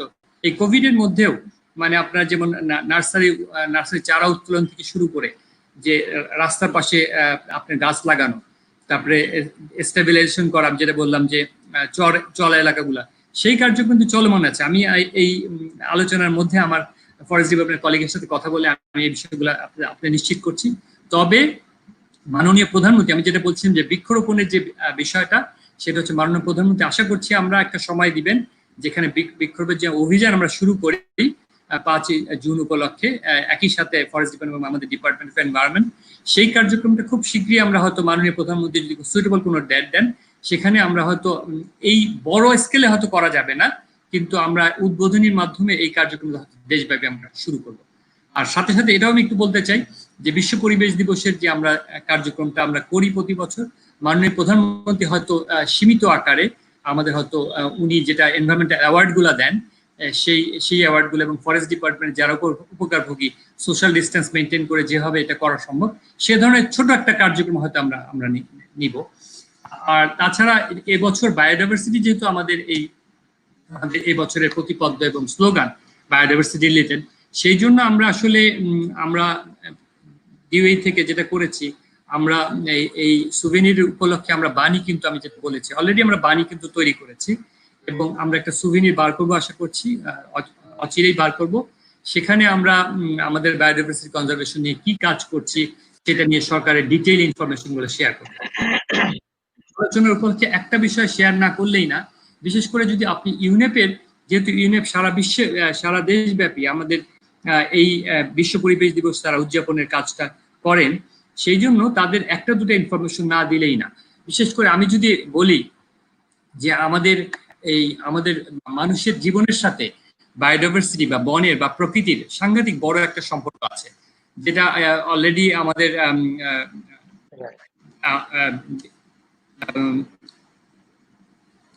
ঈশ্বর বক্তা বলেছেন, আমাদের এক বক্তা অলরেডি বলেছেন যদি উদ্ভিদ এবং প্রাণী বিলুপ্ত হয়ে গেছে। এখানে ইউনেপ যেটা বলছে যে এটা কিন্তু আসলে বিলুপ্ত হওয়ার হুমকির মধ্যে আছে আর কি। তারা থ্রেটেন 10 লক্ষ প্রজাতির উদ্ভিদ এবং তারা যেটা বলছে স্পেসিফিক্যালি এই কোভিড-19 কে সামনে নিয়ে তারা যেটা বলছে প্রতি বছর 100 কোটি মানুষ যে কোনো ধরনের ছোটখাটো অসুখ থেকে মানে সিরিয়াস কোনো অসুখে তারা কিন্তু ভোগে এই সংক্রমিত হয়ে হচ্ছে এই নেচারের মাধ্যমে। এবং তারা বলছে বর্তমানে সারা বিশ্বে 60% অসুখ আসলে সংক্রমিত রোগ হয়ে যাচ্ছে আপনার প্রাণী থেকে মানব দেহে এবং ভবিষ্যতে 75% এই সংক্রামক রোগ আসবে প্রাণী দেহে থেকে মানব দেহে। সেই জন্য আমাদের জন্য খুবই ইম্পর্টেন্ট যাতে আবাসস্থল বিশেষ করে হ্যাবিটেট আমরা যেটা বলি আমাদের এই প্রাণীর আবাসস্থল সেটা যেন আমরা খুব ভালোভাবে সংরক্ষণ করি, যেটা না হলে আমরা কিন্তু মানুষের আসলে অস্তিত্বই বিপর্যয়ের সম্মুখীন হবে, যেটার প্রমাণ আমরা দেখছি।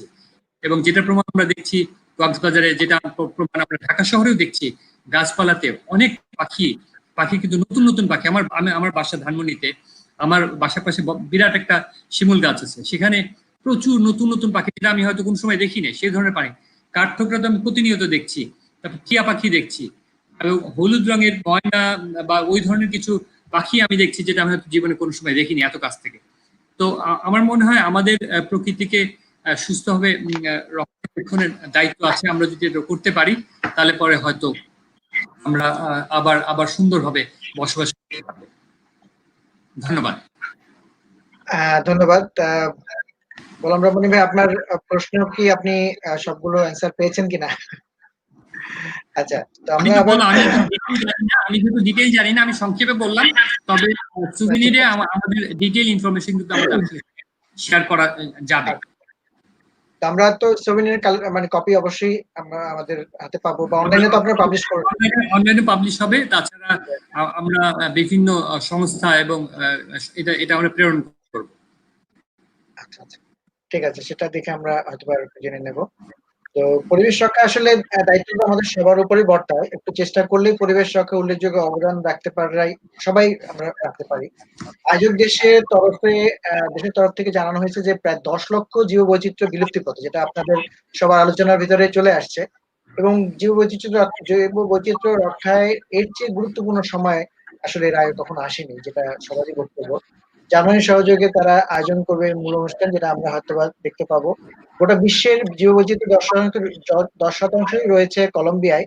অ্যামাজন রেইন ফরেস্টের একটা বড় অংশ রয়েছে কলম্বিয়ায়। পৃথিবীর নানা ধরনের পাখি আর কীটের বৈচিত্র্যের নিরিখে প্রথম এই দেশ। গাছপালা প্রজাপতি, স্বচ্ছ পানি মাছ এবং উভচর বৈচিত্র্যের নিরিখে কলম্বিয়ার স্থান বিশ্বের দ্বিতীয়। তো এই যে এবার কলম্বিয়াতে যে আমাদের বিশ্ব পরিবেশ দিবসের এই বিষয়টাকে মানে অবশ্যই যারা নির্ধারণ করেছেন তারা যথোপযুক্ত। বাট আপনাদের কাছেও জানতে চাইবো যে আমাদের এবারের এই থিমের সাথে এই যেখানে আজকে আয়োজন হচ্ছে বিশ্ব পরিবেশ দিবস, তারা কতটুকু আমাদের এই বিশ্ব পরিবেশ দিবসটাকে ফ্রুটফুল করতে পারবে আর কি, রিকগনাইজ বা ভালোভাবে সেটাকে উপস্থাপন করতে হবে। এই বিষয়ে যদি আমাদের আরিফ ফয়সাল ভাই একটু শেয়ার করতেন।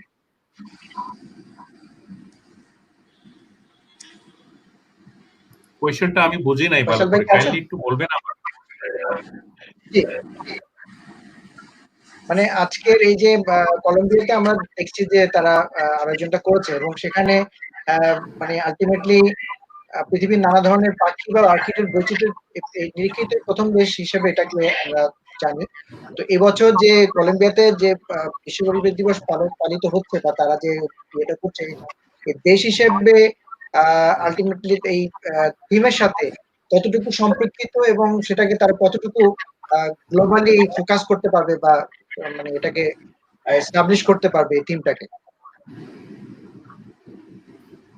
ওকে, থ্যাংক ইউ। আমি বুঝতে পেরেছি আপনার কোশ্চেন।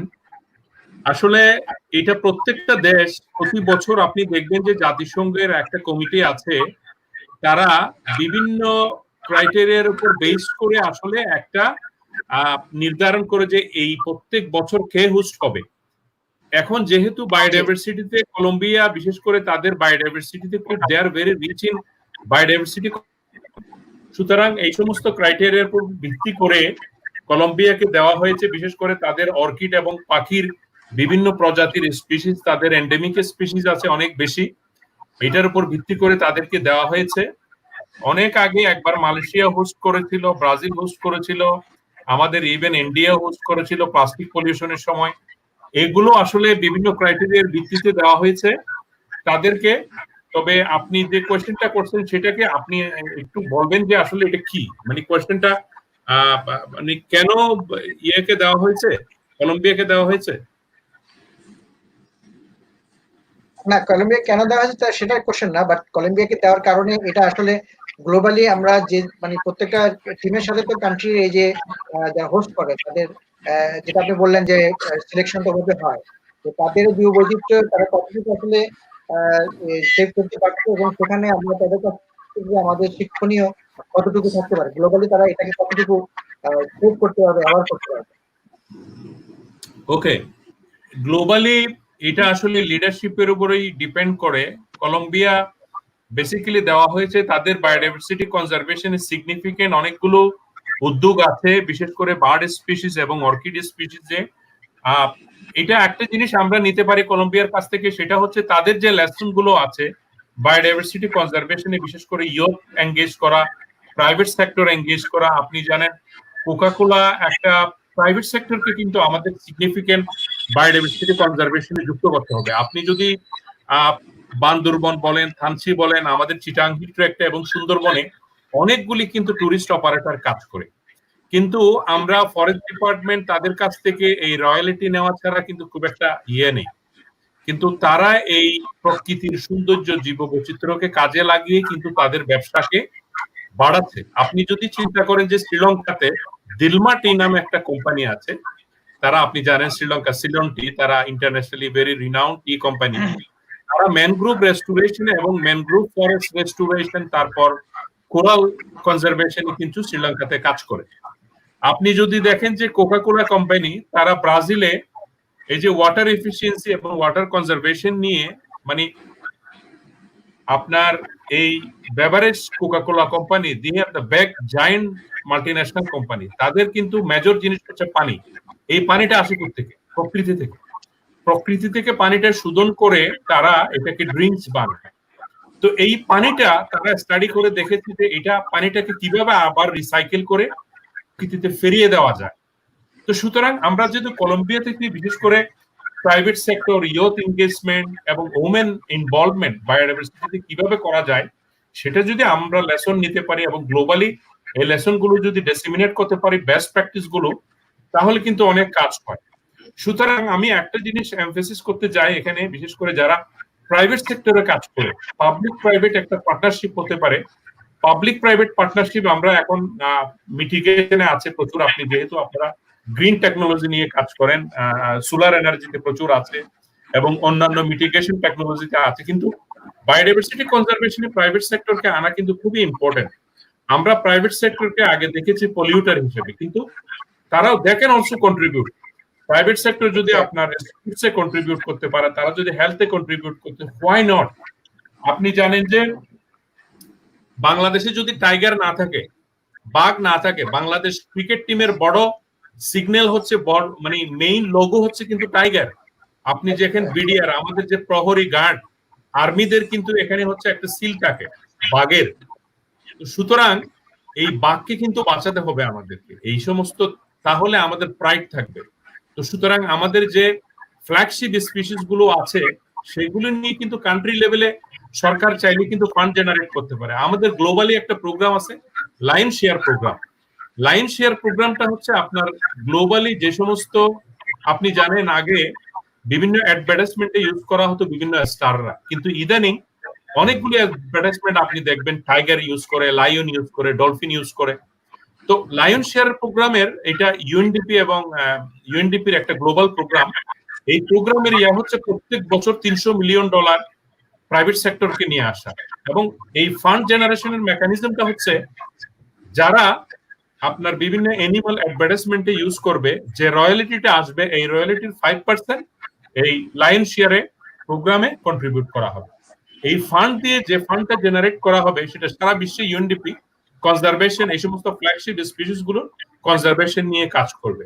সুতরাং আমাদের দেশের পরিবেশ মন্ত্রণালয়ে, পরিবেশ অধিদপ্তরে, বন অধিদপ্তরে যারা কাজ করেন, তারা কিন্তু এখন একটা হাই টাইম এসছে যে একটা public private partnership, not only corporate social responsibility, একটা কোয়ালিশন করে প্রাইভেট সেক্টর থেকে ফান্ড জেনারেট করে কিভাবে বায়োডাইভার্সিটিতে কনজারভেশনে ব্যয় করা যায়, ইকোসিস্টেম রেস্টোর করা যায়।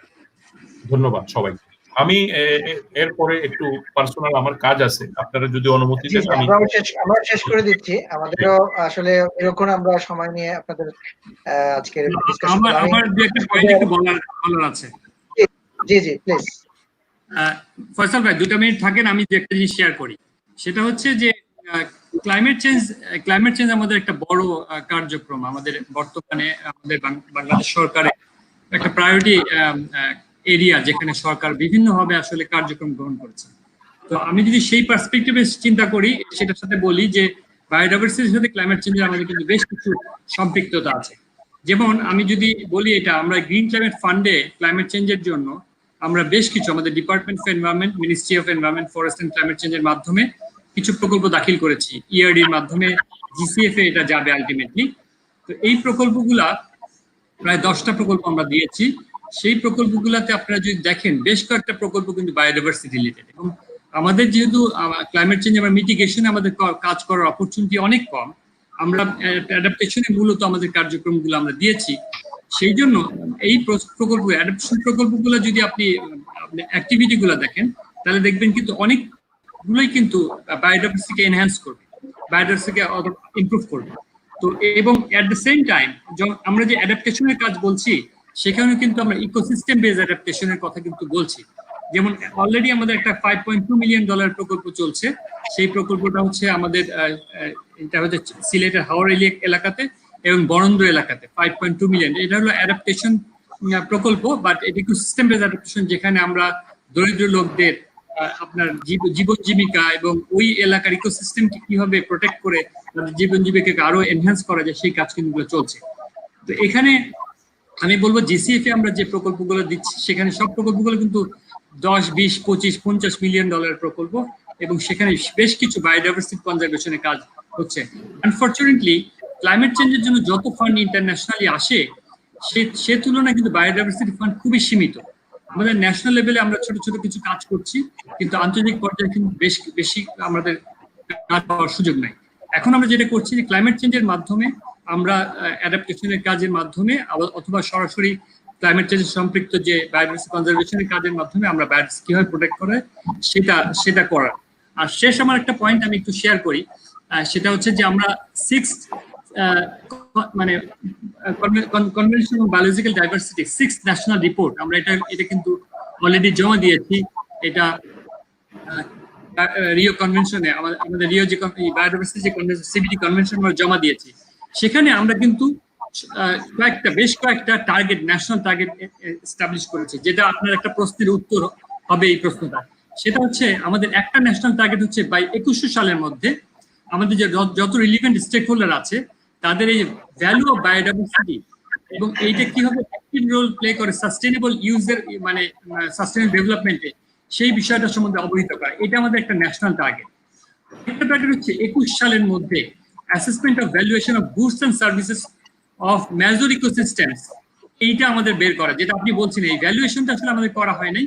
আমাদের এটা কিন্তু আমাদের যে national biodiversity strategy and action plan আমরা যেটা 2016 থেকে 21 সাল এই 5 বছর মেয়াদে যেটা করেছি, সেটার মধ্যে এটা একটা মেজর টার্গেট। এবং আপনি শুনলে নিশ্চয়ই এটা পলিসি লেভেলের একটা বিষয়, যেটা আমাদের একজন আলোচক উল্লেখ করেছেন। সেটা হচ্ছে যে এখানে 7, 5 এর প্ল্যানের মধ্যে এই ন্যাশনাল টার্গেট গুলো কিন্তু অলরেডি অন্তর্ভুক্ত করা হয়।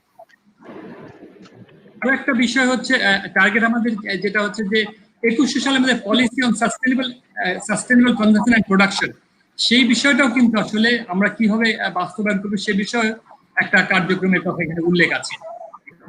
আর লাস্ট যে পয়েন্টটা সেটা হচ্ছে যে 2021 সালে স্টক অ্যাসেসমেন্ট অফ ফিশ, ইনভার্টিব্রাট, তারপরে stocks and aquatic plants will be undertaken. এই জিনিসগুলো কিন্তু আসলে আমাদের ন্যাশনাল টার্গেটের মধ্যে আছে, এবং এইটা আমাদের চলমান কার্যক্রমে কিছু কিছু কাজ শুরু হয়েছে, কিন্তু আসলে ফান্ড অ্যাভেলেবিলিটি একটা বড় ফ্যাক্টর হওয়াতে আমাদের কিছু কিছু কাজ হয়তো আমরা অদূর ভবিষ্যতে আমরা নিতে পারবো। যেটা আমি বললাম যে আমাদের জিসিএফ বা অন্যান্য ফান্ড অ্যারেঞ্জ করার মাধ্যমে। ধন্যবাদ। ধন্যবাদ। ফয়সাল আমি ভাই, আপনি কিছু add করবেন বা আমি কিছু জাস্ট পয়েন্ট আছে কিনা? আমি জাস্ট একটু সাপ্লিমেন্ট করতে চাই। শওকত ভাই অনেক ইম্পর্টেন্ট কথা বলছে লাস্টের দিকে। আমরা পরিবেশ অধিদপ্তরের সাথে একটা কাজ করেছিলাম গত বছর, 6 ন্যাশনাল বায়োডাইভার্সিটি রিপোর্ট। এটা বাংলাদেশ সরকার আইচি বায়োডাইভার্সিটি টার্গেটের সাথে সমন্বয় করে 20টা গ্লোবাল টার্গেট করেছে, ন্যাশনাল বায়োডাইভার্সিটি টার্গেট। এবং ইম্পর্টেন্ট জিনিস হচ্ছে এই বায়োডাইভার্সিটি টার্গেট গুলোর 15 থেকে 16টা টার্গেটই কিন্তু 21 সালের মধ্যেই সম্পন্ন করতে হবে, ইনক্লুডিং বায়োডাইভার্সিটি অ্যাসেসমেন্ট, এটার ইকোনমিক অ্যাসেসমেন্ট করা, বোথ ইউজ এবং নন ইউজ ভ্যালু।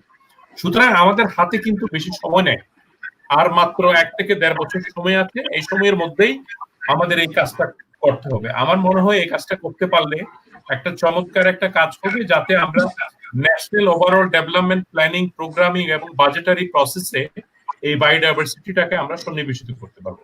সবাইকে আবারও ধন্যবাদ। ধন্যবাদ। আমরা শেষ করব। শেষ করার আগে আবার একটু গোলাম রব্বানী ভাইয়ের কাছে যাব।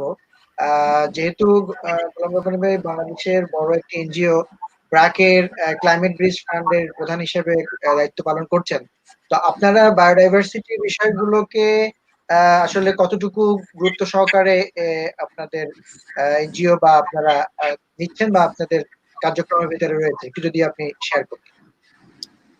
আমি আমাদের পোর্টফোলিও থেকে বলি, তবে ব্র্যাকের আপনার ওদের নিজস্ব প্রোগ্রাম গুলো আছে, এবং আপনি জানেন যে এদের ক্লাইমেট চেঞ্জ প্রোগ্রাম নামে একটা নতুন প্রোগ্রাম করেছে 2016 সাল থেকে, এবং সেখান থেকে তারা বিভিন্ন পরিকল্পনার মাধ্যমে কাজ করছেন। এবং বেসিক্যালি আজকেও একটা ওয়েবিনার ছিল 4:30 থেকে সম্ভবত 6টা পর্যন্ত। তো যাই হোক, এই কার্যক্রম তারা করে, কিন্তু আমি আমাদের পোর্টফোলিওটা সম্পর্কে একটু বলি, যে কারণ আমাদেরও ইয়ে আছে। আমাদের এই ক্লাইমেট ব্রিজ ফান্ডের কাজ হচ্ছে, আমরা 5টা আরবান এরিয়াতে আমরা এনজিওদের মাধ্যমে বিভিন্ন প্রজেক্ট ইমপ্লিমেন্ট করাবো, এবং যারা স্পেসিফিক্যালি ক্লাইমেট চেঞ্জ ইনডিউসড মাইগ্রেন্টদের জন্য তাদেরকে ফোকাস করে, এবং most vulnerable poor urban community. তো সেইখানে এই প্রজেক্ট স্ক্রিনিং এবং ইভালুয়েশনের ক্ষেত্রে, সিলেকশনের ক্ষেত্রে 10টা ক্রাইটেরিয়ার একটা মেজর ক্রাইটেরিয়া হচ্ছে তাদের সেটা ফিল আপ করে দিতে হবে যে তাদের এনভায়রনমেন্টাল এবং সোশ্যাল সাস্টেনেবিলিটি এনশিওর করবে কিনা।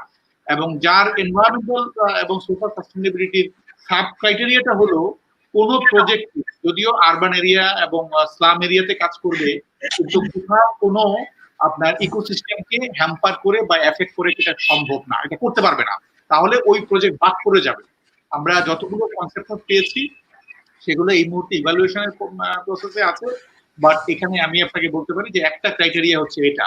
তো সেজন্যই আমি বলছিলাম যে আমাদের আমরা শওকত ভাই এবং আমাদের ফয়সাল ভাই দুজনই এখন মোটামুটি যার যার প্রতিষ্ঠানে এখন পলিসি লেভেলে কাজ করছেন এবং পলিসি ডিসিশন মেকিং আছেন। কাজেই এই বিষয়গুলো তারা দীর্ঘ 20-25 বছরের মতো কাজ করছে, 20 থেকে 25 বছরের মতো। তো এখন আমাদের বোধহয় একটা সময় এসেছে যে আমরা যখন ওয়ার্কফোর্স হিসাবে কাজ করতাম, এখন আমাদের সিদ্ধান্তের জায়গায় আসছে, আমরা যখন যে প্রজেক্ট এবং প্রোগ্রাম গুলো ইনিশিয়েট করব, আমরা চেষ্টা করব এই বিষয়গুলোকে নিশ্চিত করার জন্য, কারণ আমরা এখন প্রকৃতির আসল স্বাদটা আসলে বহু বছর পরে পাচ্ছি। আমি নিজে বলিনি, কিন্তু ফয়সাল ভাই ভালোভাবে বলেছেন, এবং এক্সাম্পল দিয়ে শওকত ভাই বলেছেন যে পাখি দেখা যাচ্ছে, এখন নতুন নতুন প্রজাপতি দেখা যাচ্ছে। তার মানে প্রকৃতি এখন আসলে শ্বাস প্রশ্বাস নিচ্ছে, এবং যেটা আমরা কষ্ট পেতাম, হয়তো শওকত ভাই ভালোভাবে বলতে পারবেন যে আমাদের ঢাকার যে সাসটেনেবল পার্টিকুলেট ম্যাটার কত পার্সেন্ট কমেছে, 30 থেকে 35% আমি শুনছিলাম আজকে জিয়া ভাই বলছিল। তো এই বিষয়গুলো যে ভালো যে বিষয়গুলো আছে সেটা আমরা এখন উপলব্ধি করছি, এবং আমি একমত ফয়সাল ভাইয়ের সাথে, যেখানে এবং শওকত ভাই বলেছে যে ইউনেপ এবং আরো কিছু প্রতিষ্ঠান এরা মিলেনিয়াম অ্যাসেসমেন্ট নামে, ইকোসিস্টেম অ্যাসেসমেন্ট নামে 2005 সালে একটা অ্যাসেসমেন্ট করেছিল, এবং সেখানে ইকোসিস্টেম ভ্যালুয়েশন নিয়ে তারা কথা বলেছে। আনফরচুনেটলি আমরা এটা করতে পারিনি, কিন্তু দুইজনের বক্তৃতায় আমরা তাদের বক্তব্য শুনতে পেলাম, যেটা আমরা তিনজনই একমত যে বাংলাদেশে, এবং এটা আমি শুনে অত্যন্ত খুশি হলাম। শওকত ভাই বললেন কিছুক্ষণ আগে, আমার আগে উনি বলছিলেন যে আমাদের নতুন নতুন একটা স্ট্র্যাটেজিক পলিসি স্ট্র্যাটেজিতে এটা টার্গেট হিসেবে নেওয়া হয়েছে।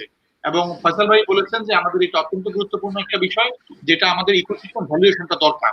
আমাদের আসলে বলছিলাম যে আমার প্রথম ইসেতে বক্তব্যে যে আমাদের ছোট দেশ হলেও আমাদের ডাইভার্স ইকোসিস্টেম, এবং সেখানে শকত ভাই বলেছে 13টা প্রোটেক্টেড এরিয়া আছে, যেখানে কলম্বিয়াতে কিন্তু 59টা, কিন্তু আমাদের যে 13টা আছে এই 13টা প্লাস অ্যাকোয়াটিক ইকোসিস্টেম, আমরা পুরো অ্যাক্টিভ একটা ডেল্টা।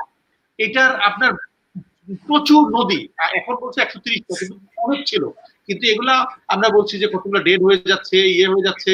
তারপরে প্রচুর ছোট ছোট ইকোসিস্টেম, অ্যাকোয়াটিক ইকোসিস্টেম, এই ইকোসিস্টেম গুলোতে আমরা যদি ভ্যালুয়েশনটা যদি আমরা করতে পারি, তাহলে আমার ধারণা এইটা একটা চমৎকার একটা ডকুমেন্ট হবে আমাদের জন্য।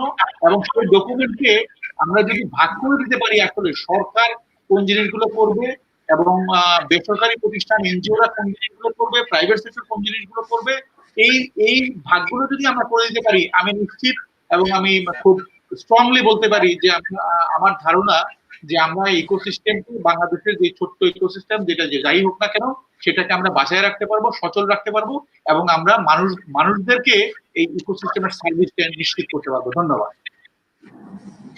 ধন্যবাদ। আজকে চমৎকার আপনাদের আলোচনার মাধ্যমে আসলে বিশ্ব পরিবেশ দিবসের যে আজকে প্রতিপাদ্য, সেই প্রতিপাদ্য বিষয়গুলোকে আমার মনে হয় আমাদের যারা দেখছেন বা যারা দর্শক রয়েছেন তাদেরকে আমরা কিছুটা হলেও ক্লিয়ার করার সুযোগ পেয়েছি। তো আমি আপনাদের মূল্যবান সময়ের জন্য আমাদের গ্রিনটেক ফাউন্ডেশনের পক্ষ থেকে ধন্যবাদ জানাচ্ছি, এবং আমরা আশা করব যে আজকের যে উদ্দেশ্যে বা যে লক্ষ্য নিয়ে বা যে প্রতিপাদ্য বিষয় নিয়ে এই বিশ্ব পরিবেশ দিবস পালিত হচ্ছে, যেটাকে বলা হচ্ছে যে প্রকৃতির জন্য সময়, টাইম ফর নেচার, এবং সেটাকে যদি আমরা প্রত্যেকেই একটি বৃক্ষরোপণের মাধ্যমেও সেই কন্ট্রিবিউশনটা করতে পারি, তাহলেই আমার মনে হয় আমাদের এই পরিবেশ দিবস উদযাপনটা সার্থক হবে। তো আমি সবাইকে ধন্যবাদ জানিয়ে আপনাদের মূল্যবান সময়ের জন্য গ্রিনটেক ফাউন্ডেশনের পক্ষ থেকে কৃতজ্ঞতা প্রকাশ করে আজকের মতো বিদায় নিচ্ছি। ধন্যবাদ। অনেক ধন্যবাদ। জি, ধন্যবাদ। তো দর্শক মন্ডলী, আমরা ইনফ্যাক্ট আজকে বেশ কয়েকজন আলোচক সহ আমরা আলোচনা করলাম বিশ্ব পরিবেশ দিবস নিয়ে। তো বিষয়টা হচ্ছে যে বিশ্ব পরিবেশ দিবসের শুধু পরিবেশ দিবস পালনটাই যেন আমাদের ভিতরে সীমাবদ্ধ না থাকে, যে 5টি উপায়ে আমরা পরিবেশ রক্ষা করতে পারি সেগুলো বিষয়ে আমি আমাদের গ্রিনটেক ফাউন্ডেশনের পক্ষ থেকে আপনাদের সামনে উপস্থাপন করে আমরা আজকের মতো লাইভ বিদায় নেব। প্রথমে যেটা হচ্ছে যে গাছ পরিবেশের অক্সিজেন যোগানো ছাড়াও আরো নানা ধরনের পরিবেশ রক্ষাকারী হিসেবে কাজ করে, আপনারা জানেন। তাই পরিবেশ বাঁচাতে আমাদের সবার গাছ লাগানো প্রয়োজন। যেটা আমি একটু আগেও বললাম যে আমরা যদি পরিবেশ দিবসকে সত্যিকার অর্থে অর্থবহ করতে চাই, তাহলে আমাদের প্রয়োজন হবে বৃক্ষরোপণের দিকে গুরুত্ব আরোপ করা। আমরা আজকে গ্রিনটেক ফাউন্ডেশনের পক্ষ থেকে সকালে যদিও লকডাউন পরিস্থিতিতে বা এই উদ্ভূত কোভিড-19 এর উদ্ভূত পরিস্থিতির মধ্যেও আমরা চেষ্টা করেছি বৃক্ষরোপণের মাধ্যমে আমাদের কর্মসূচি উদ্বোধন করতে। আমাদের স্থানীয় একটি জায়গাতে আমরা একটি স্কুলের মাঠে কিছু বৃক্ষরোপণের মাধ্যমে আমাদের কার্যক্রম শুরু করেছি। আরো আমাদের ধারাবাহিক কিছু কর্মসূচি রয়েছে।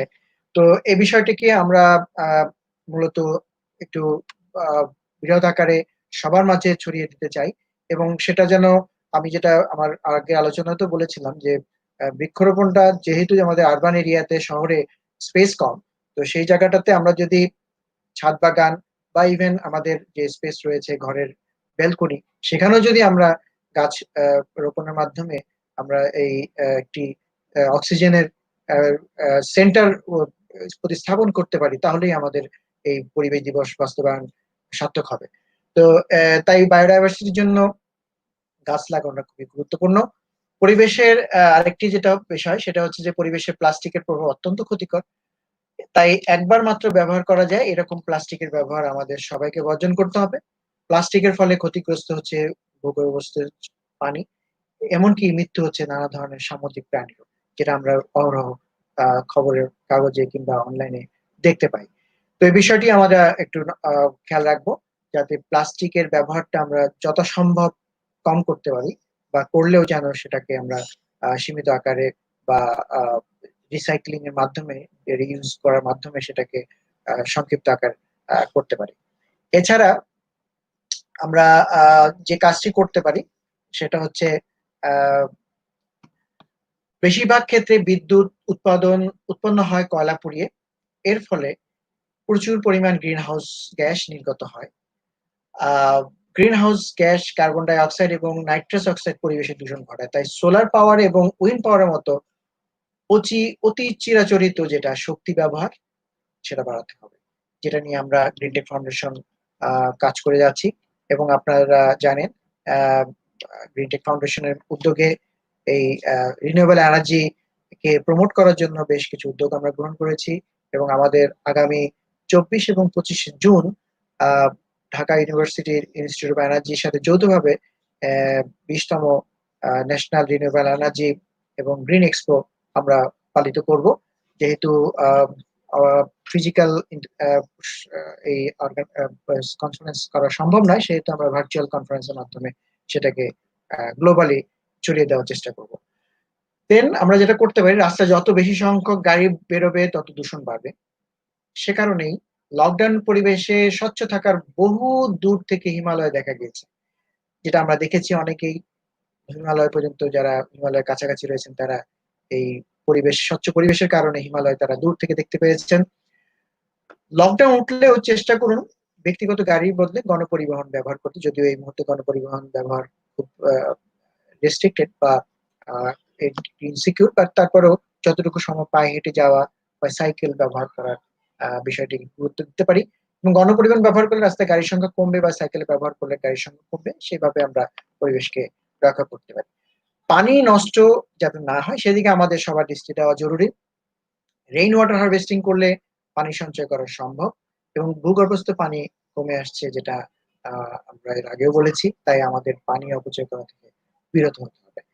তো আমরা গ্রিন টেক ফাউন্ডেশনের পক্ষ থেকে আবারও আপনাদেরকে আহ্বান জানাবো যে এবার পরিবেশ দিবসে অবশ্যই একটি গাছ লাগিয়ে পরিবেশ বাঁচিয়ে রাখতে সাহায্য করুন, তবেই মানব জাতি হবে সুরক্ষিত। আপনাদের সবাইকে ধন্যবাদ জানাচ্ছি এবং আমাদের সাথে দীর্ঘক্ষণ লাইভে থাকার জন্য। আমি গ্রিন টেক ফাউন্ডেশনের সিইও এবং এক্সিকিউটিভ ডাইরেক্টর লুৎফর রহমান। আপনাদের সবাইকে ধন্যবাদ জানিয়ে আজকের মতো বিদায় নিচ্ছি। আল্লাহ হাফেজ। আবারও দেখা হবে সামনের কোনো অনুষ্ঠানে।